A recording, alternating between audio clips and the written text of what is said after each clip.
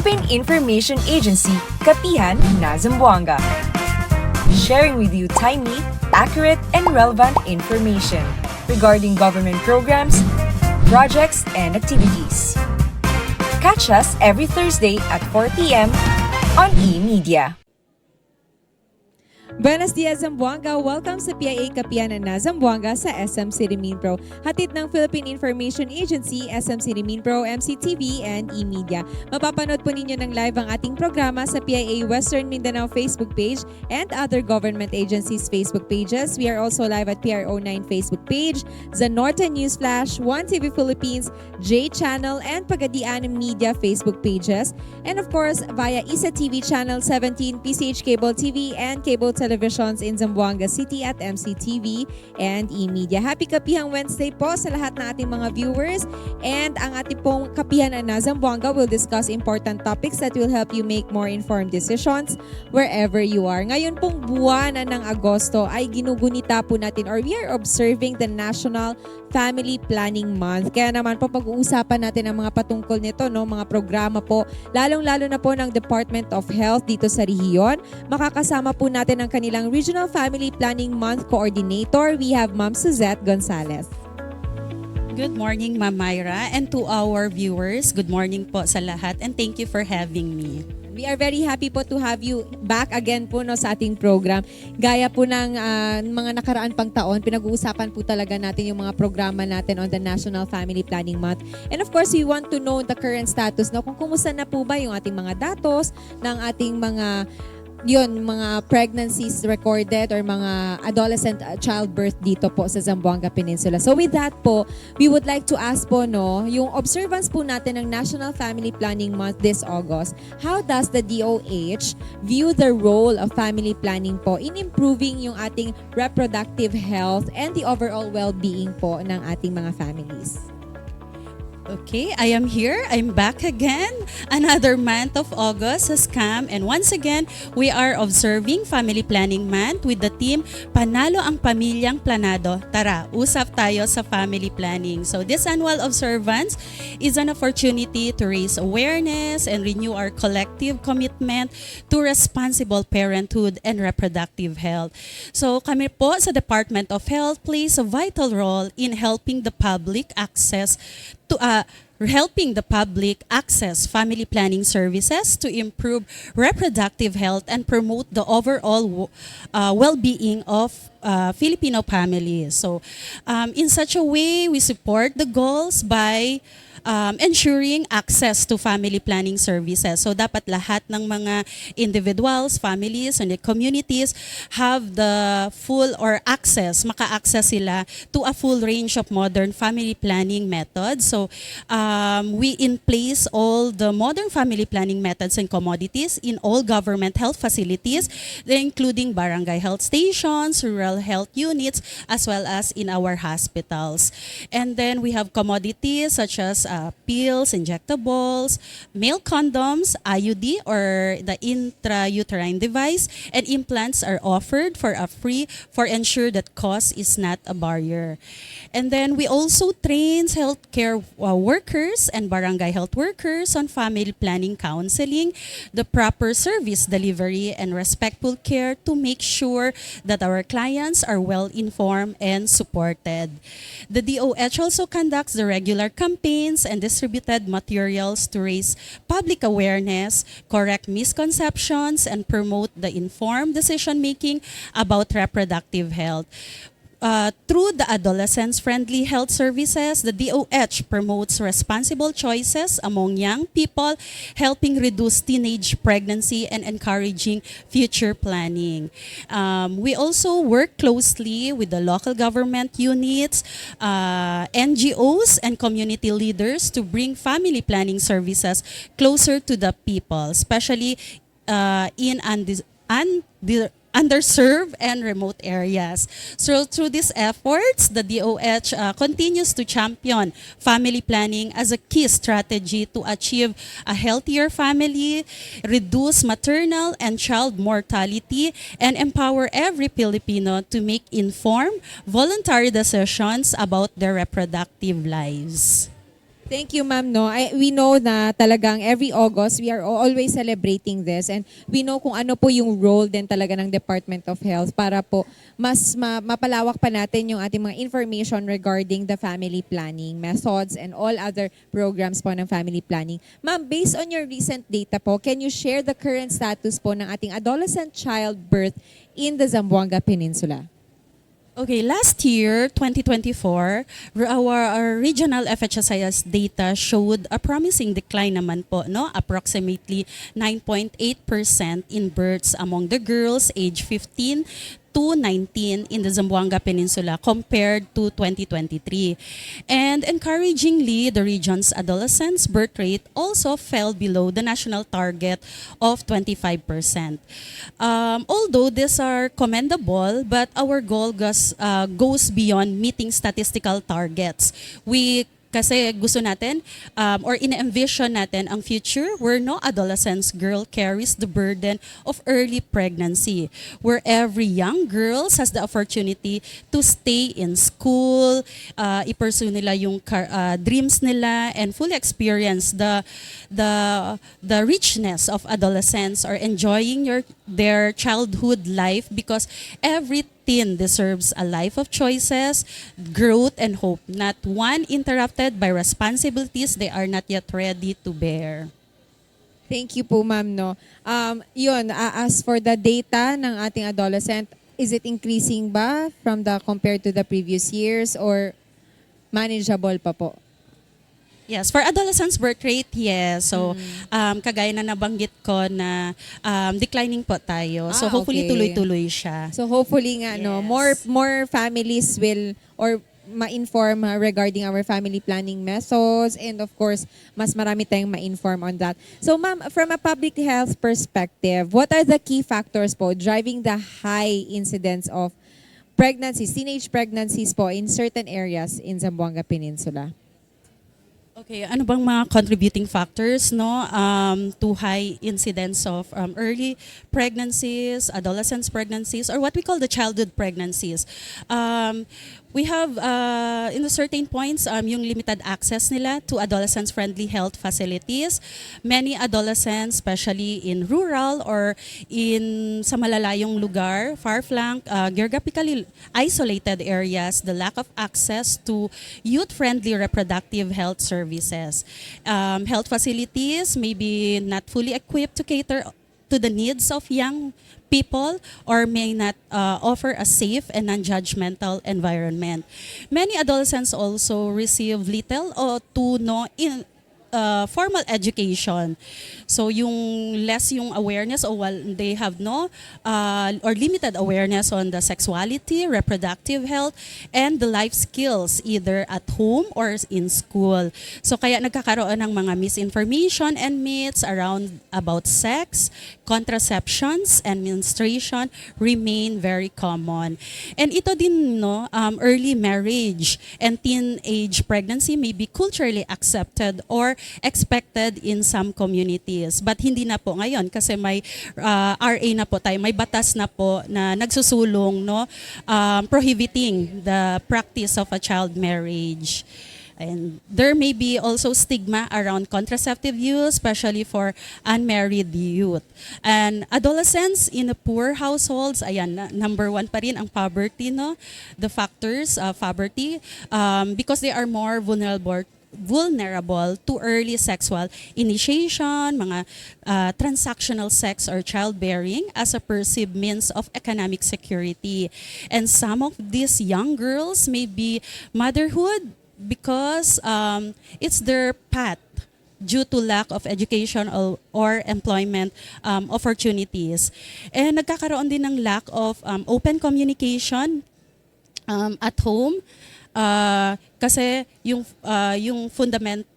foundation ng isang family nasa bahay. So regarding reproductive health leaves youth uninformed and unprepared, and these teenage girls in a broken or unstable family environments may be more susceptible to early relationships or exploitations.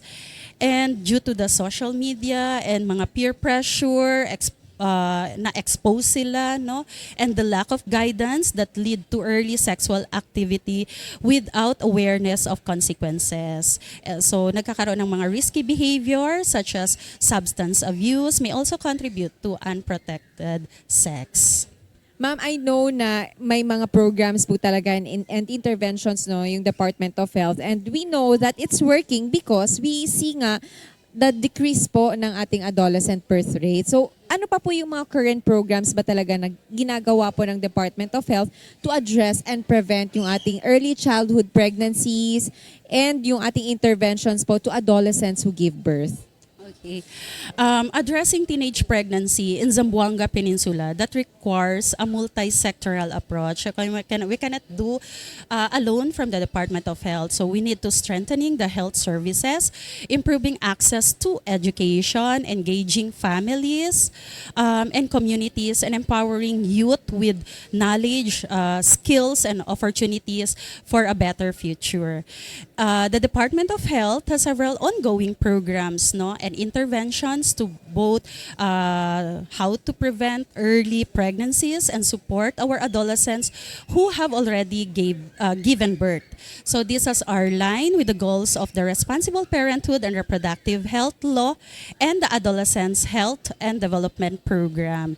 So yung mga DOH programs to prevent early childhood pregnancies, meron tayong program under the Adolescents Health and Development.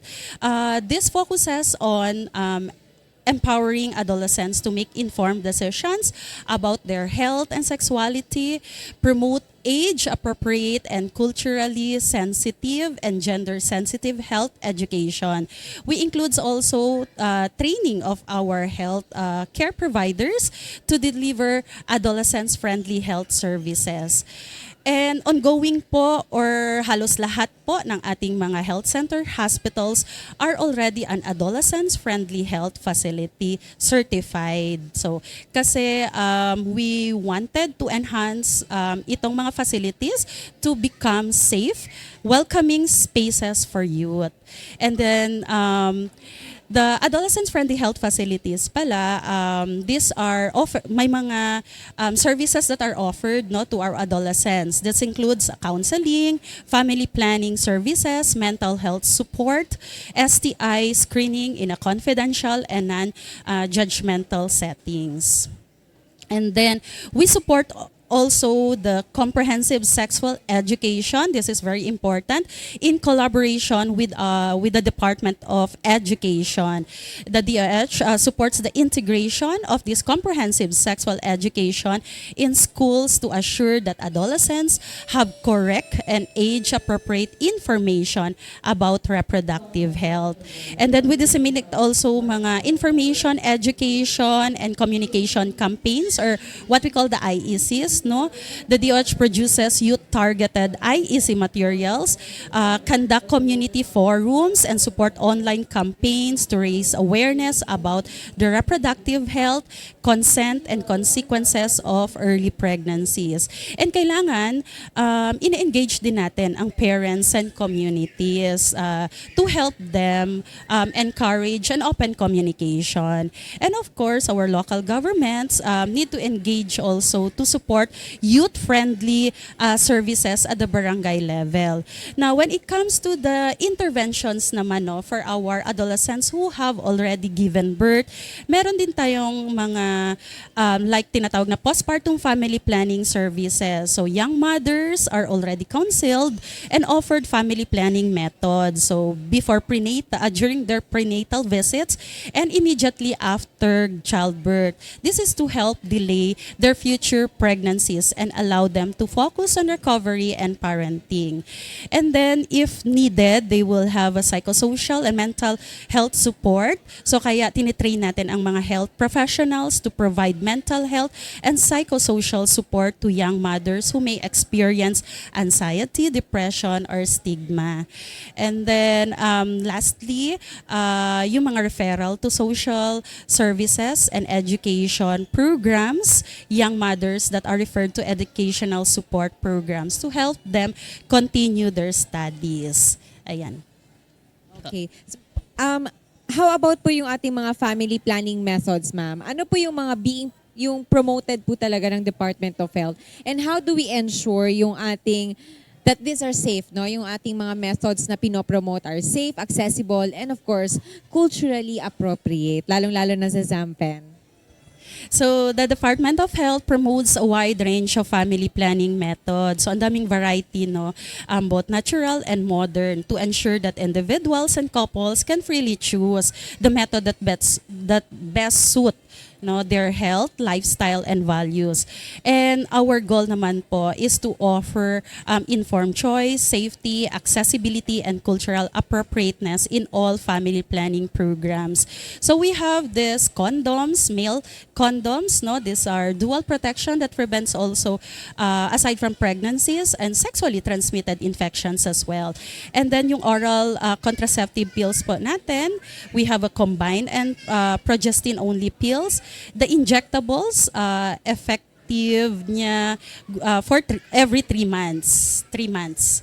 And then we have the intrauterine device.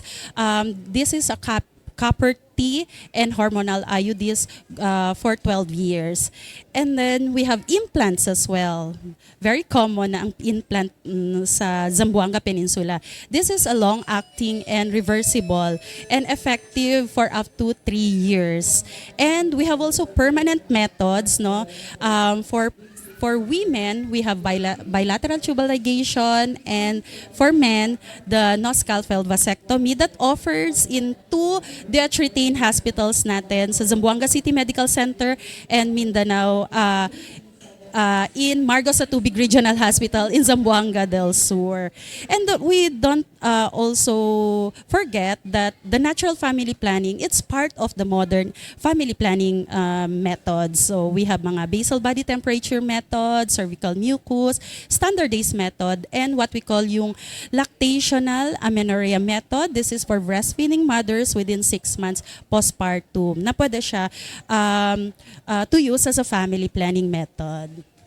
So thank you, ma'am, for sharing yung mga different family planning methods. And I'm sure meron pa rin mga misconceptions, meron pa rin talagang mga worries, no, yung ating mga families, parents who wants to use it. So ano po yung mga if you assess po yung ating level of acceptance, no, and awareness of our family or family planning methods among individuals and couples, kumusta po dito sa region so far yung acceptance nila?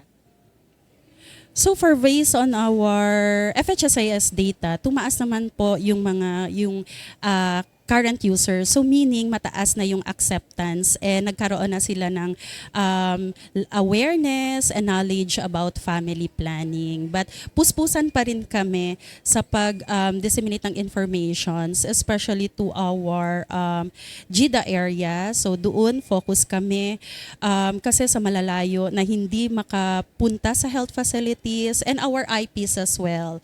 Yun. Are we giving this for free po, yung ating mga family planning methods? Yes, ma'am. These are free in our government health facilities, and hindi ko na nasagot kanina kung if it is safe. Yes.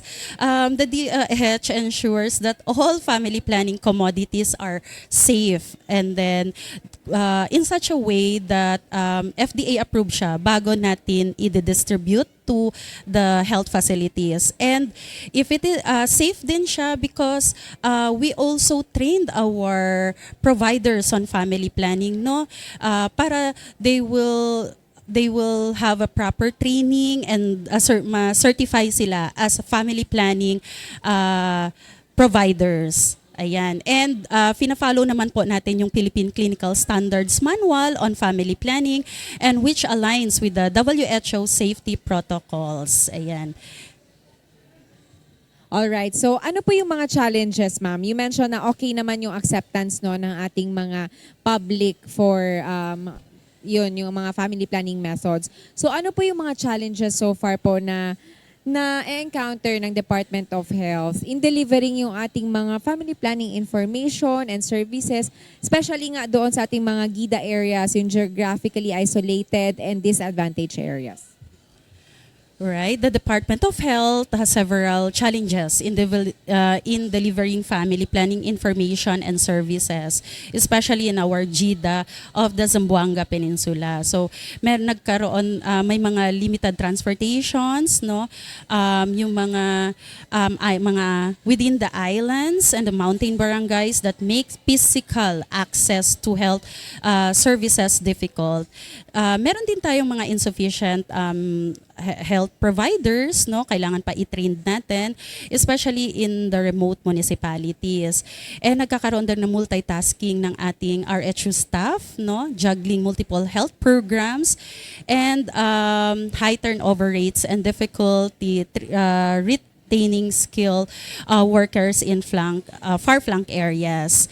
And then other challenges are like cultural and religious beliefs. Ito din is hanggang ngayon nakikita pa rin namin, no? We have a strong influence of conservative religious values discouraging the use of modern contraceptives. Meron pa rin mga misconceptions and myths that surrounding family planning. And ito yung gender norms that limits women's decision-making power in reproductive health. And then meron pa rin mga ilang-ilan na limited knowledge and understanding on the FP methods. Yun na, because of the lack of access to reliable health information and yung low educational attainment nila, that would lead to a misinformation spread by untrained individuals or especially na social media na nakikita nila. So, pag mag-stock of epi commodities or delays in the procurement distributions, ayan din po, no? One of the contributory factors and also yung prioritization ng ating of family planning across LGUs. So nagkakaroon din ng mga varying degrees of political will and that will lead to an insufficient LGU funding for family planning implementation or the RPRH. Ma'am, we know na yung ating mga nasa malalayong lugar, no, far-flung barangays, yung unang pinupuntahan nila is the barangay health centers talaga. So how can our barangay health workers and local health providers better support yung ating mga individuals or couples po in making informed decisions? Like you mentioned, maraming mga misinformation din on family planning. Okay, our barangay health workers and our local health providers, they really play a vital role, no, in supporting our individuals and couples in making informed decisions about family planning. And yung efforts nila is significantly enhance access to accurate, comprehensive, and culturally sensitive information. Kasi may strong build trust and relationship with their clients. So they know their clients personally. Just they will maintain a non-judgmental, respectful, and client-centered approach, especially for our adolescents, unmarried individuals, or those from vulnerable groups. So we ensure our BHWs and our community health workers are well trained on all modern family planning methods. Ayan. And then strengthen lang nila yung community-based education and counseling that kinakandak naman nila to in a regular basis, no, on that integrates family planning education sessions in barangays. Use simple language and culturally sensitive materials. Kung kinakailangan, offer one-on-one counseling to address the specific needs, fears, or misconceptions about family planning methods. And higit sa lahat, pinopromote din nila yung voluntary informed choice, no? Sa family planning, walang coercion. So choice pa rin ng clients, explain the benefits and the side effects and effectiveness of each method to allow for informed choice. Okay. Ma'am, actually kanina pa natin nababanggit yung patungkol sa mga misconceptions. So ano pa po yung mga common misconceptions po na na-encounter on family planning ninyo, yung mga na-encounter ninyo, and how do you address them? Okay, we have, I think last year, we encountered false misinformation being posted on social media about family planning. Yung falsely claiming that it causes illness or even death. For example, in Norte area, a media post went viral, no, alleging that patient fell into a coma after receiving an implant. So the LGU immediately called the attention of the media outlet, and upon investigation, it was found out that the patient had an underlying medical condition, so unrelated to the implant. Situations like this can cause unnecessary panic among the public, especially if people lack proper awareness or information. They may react strongly and believe what they see online. So the positive side naman po at the time was that when we read the comments, no, on the post, many were supportive and well-informed, with people saying that's not because of the implant. So this shows that some members or the public are becoming more aware and critical of misinformation. Others, like contraceptive pills daw that could cause cancer or permanent infertility. And then itong mga injectables daw or implants will cause death if used too long, or may gumagamit ng family planning pero nabuntis pa rin. So again, these are all misinformation. We are here to educate the public and guide them toward accurate and reliable information. So these methods had been safely used by millions, and this is FDA approved bago ma-distribute to health facilities. It's true that there are instances, no, when someone can still get pregnant, even while using a family planning method, especially if the method is not used correctly or regularly, like pills. And during assessment, some clients either deny or being pregnant or unaware that they are already pregnant, and as a result, they are given family planning commodities. So kinakailangan yung proper counseling, no, na kinakandak with our clients. So itong mga trained healthcare providers natin, they make sure or ina-ensure nila that the client is not pregnant before providing the family planning method of their choice. And they were given a proper instructions. Ating mga clients are given proper instructions on the correct use of the methods. And then accurate information is posted on the DOH page naman po. Thank you, ma'am, no, for sharing that. And of course, yun nga, for access of mga truthful information talaga, follow po yung mga Facebook pages ng mga government agencies to make sure na tama po, no, yung impormasyon na natatanggap natin or nababasa natin. Ma'am, lastly na lang, what is your message, no, to the public, especially the youth and yung ating mga parents regarding responsible parenthood and reproductive health? Okay. RPRH is not just a law. No, it's a shared responsibility. So it empowers the parents to care for their children with love, knowledge, and the right support from their community and health system. So we advocate for responsible parenthood as mandated under Republic Act 10354, also known as the Responsible Parenthood and Reproductive Health Act of 2012. In family planning, there should be no coercion as long as individuals or families are capable of supporting the children they choose to have. That is what it means to be responsible for their choices in having children. To the youth naman po, it's not easy not to become a mother at a young age. Raising a child comes with big responsibilities that required emotional and physical and financial readiness. So getting pregnant at a young age can hold you back from reaching your dreams. So know that your dreams, health, and future matter. So equip yourselves with the right knowledge as you can make smart, responsible decisions. To our parents naman po, parents really play a vital role in guiding and supporting their children. As parents, you are your children's first teacher. So talking to them early about the values, the health, and responsible decision making, especially on reproductive health, helps them grow with confidence, respect, and awareness. Open communication is very important in the family and at home. When children can talk to their parents about their puberty, relationships, and health without fear or shame. So they are more likely to make informed and responsible choices. And then responsible parenthood means not only caring for your children's present, but also protecting their future, no? Providing them with correct information on reproductive health helps them avoid early pregnancy and health risks. And as a parents, they lead by example, show them what it means to be responsible by practicing healthy relationships. So, importante talaga yun, no?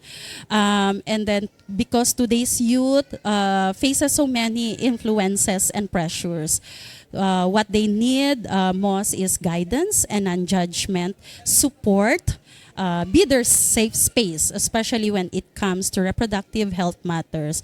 We need to break the cycle of poverty and early childbearing. Thank you very much, ma'am. Hopefully, no, maraming parents po ang nakarinig, no, sa ating programa ngayon, and of course yung the youth, no, for them to be well informed on the proper reproductive health natin, and of course yung ating mga family planning methods po, especially this month of August. With that, ma'am, we would like to thank po, no, the Department of Health. Thank you very much po for giving us this opportunity, no, for having you with us here and to discuss this important topic po, no, para sa ating public. Any more message po sa lahat po nating mga viewers for this National Family Planning Month celebration? May we all carry, no, as a deeper understanding of what truly responsible parenthood and reproductive health means, not just as policies, but as a commitment to our families and communities. So let us continue to promote open dialogue, informed choices, and respect for every individual's and right to decide freely and responsibly. To our parents, youth, and partners in health, your role is very essential. Together we can build a future where every child is planned, every parent is supported, and every person is empowered.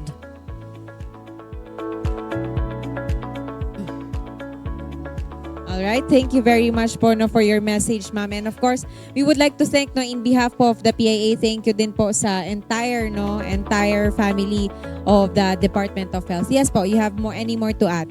Oh, okay. On behalf pala of our Regional Director, Dr. Lenny Joy Johnson Rivera, I extend our heartfelt thanks to Kapihan Na Zamboanga for providing this valuable platform to discuss National Family Planning Month. Thank you for having me, ma'am, in this meaningful discussion. I truly enjoy the exchange of ideas and continue to advocate on family planning and responsible parenthood and reproductive health. Dahil ito yung the theme for the National Family Planning Month this 2025, Panalo ang Pamilyang Planado. Tara, usap tayo sa family planning. Dahil sa bagong Pilipinas, bawat buhay mahalaga.